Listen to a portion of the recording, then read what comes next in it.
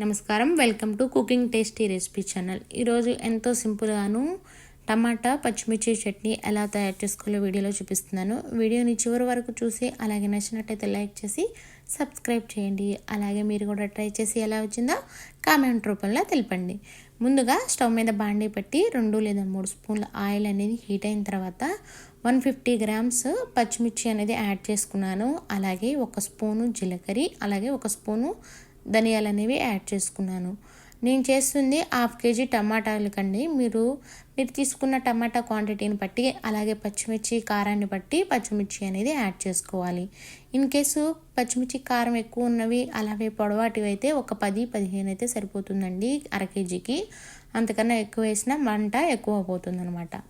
ఈ విధంగా కాస్తంత నిమ్మకాయలో సగభాగం చింతపండు కూడా యాడ్ చేసి ఈ పచ్చిమిరకాయలు బ్రౌన్ కలర్ వచ్చేంత వరకు వేయించుకొని పక్కన పెట్టుకోవాలి. అదే బాండీలోకి సన్నగా కట్ చేసుకున్న 2 వంకాయలు అలాగే 1/2 kg టమాటాల వరకు యాడ్ చేసుకొని ఈ ముక్కలు అనేవి మెత్తగా గుజ్జులాగా ఉడికేలాగా మంటని మీడియం ఫ్లేమ్లో పెట్టుకొని మూత పెట్టి ఒక 10-15 నిమిషాల్లో ముక్కలు అనేవి మనకి ఉడికిపోతాయండి.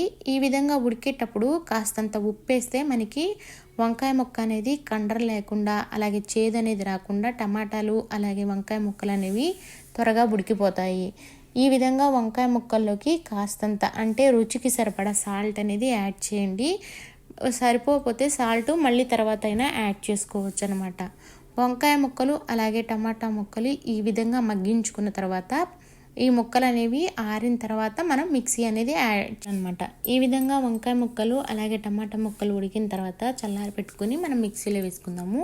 ముందుగా ఒక 4-5 వెల్లుల్లిపాయలు యాడ్ చేసి తర్వాత పచ్చిమిర్చి వేయించుకున్నాం కదండి, అవి కూడా యాడ్ చేసి రివర్స్లో ఒక 2 టైమ్స్ పచ్చిమిర్చి ఎల్లుల్లిపాయలు రుచికి సరిపడా ఉప్పు అనేది యాడ్ చేసుకోండి. ఆల్రెడీ మనం వంకాయ ముక్కలు అలాగే టమాటా ముక్కలు ఉడికించేటప్పుడు సాల్ట్ అనేది యాడ్ చేస్తాం కాబట్టి ఈ విధంగా ఉప్పు అనేది చూసి యాడ్ చేసుకోండి. వంకాయ ముక్కలు అలాగే టమాటా ముక్కలు చల్లారిన తర్వాత మిక్సీ జార్లో యాడ్ చేసుకొని మిక్సీని వేసేటప్పుడు రివర్స్లో 2 టైమ్స్ వేసుకుంటే చట్నీ చాలా టేస్ట్గాను అలాగే తినేటప్పుడు చాలా ఫ్లేవర్గాను కూడా ఉంటుంది. ఎంతో సింపుల్గాను టేస్టీగా టమాటా పచ్చిమిర్చి చట్నీ అనేది ఈ విధంగా తయారు చేసుకోవచ్చు. మీకు మాత్రం ఈ వీడియో నచ్చినట్టయితే